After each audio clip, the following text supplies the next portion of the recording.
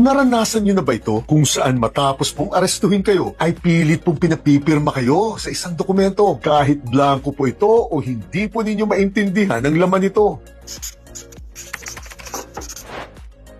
Kasama po sa ating right to due process o ang karapatan po nating dumaan sa tamang proseso ang hindi po kayo pwedeng paaminin o papirmahin po ng kahit anong dokumento, blanco man po o hindi ito, hanggat hindi po ninyo kasama ang inyong abogado. Dahil una, maliwanag po kasi sa RA 7438 na lahat po ng dokumentong pinirmahan ng isang arestado ay mapapawalang bisa po kapag pinirmahan po ito na wala pong kasamang competent and independent counsel ang nasabing arestado. Kaya kapag ginawa po ito sa inyo habang kayo po ay naaresto, manatili lang po kayong kalmado at sabihin po ninyo ng malinaw sa umaresto po sa inyo na nais nyo pong magkaroon ng isang abogado at hindi po kayo handang pumirma hanggat hindi po dumarating ito. Dahil kapag sinabi nyo na po ito, may obligasyon na po ngayon ang umaresto sa inyo na either hayaan po kayong tawagan ang inyong abogado o bigyan po kayo ng isang tagapaw na abogado kung wala po kayong pambayad para dito. At maliwanag po na dapat hindi po magkasabwat ang abogado po ninyo doon po sa mga umaresto sa inyo. Otherwise, mapapawalang bisa rin po ang pinirmahan ninyo. At ang pangalawa, kapag tinatakot na po kayo o pinipuwersa o sinasakta na o inuuto na po kayo na kesyo makakalaya po kayo kapalit po ng pirma ninyo, manatili pa rin po kayong kalmado hanggat sa makakaya po ninyo. Dahil tandaan po ninyo na ang mga dokumentong pinirmahan po habang under duress kayo o habang ginagawa po nila ang alinman sa mga ito ay pawang mga walang bisa po mga ito dahil illegal na po ang mga gawain ganito. At ang pangatlo, ang karaniwang pinapapirma po sa inyo kapag inaaresto po kayo ay either waiver sa karapatan po ninyo magkaroon ng abogado o isa pang waiver para po makulong na mas mahaba kayo o confession na po o pag-amin na po sa mga kasalanan daw na ginawa ninyo o inventory report po o pagkumpirma po ninyo sa listahan po ng mga gamit na nakuha po sa inyo. Kaya mag-iingat po tayo ng todo at kung hindi po natin lubusang maintindihan ang isang dokumentong iprinisinta po sa inyo, huwag po kayong mahihiya o matatakot na ipatranslate po ito sa pamamaraang maiintindihan nyo na po. Otherwise, ikapapahamak nyo po ito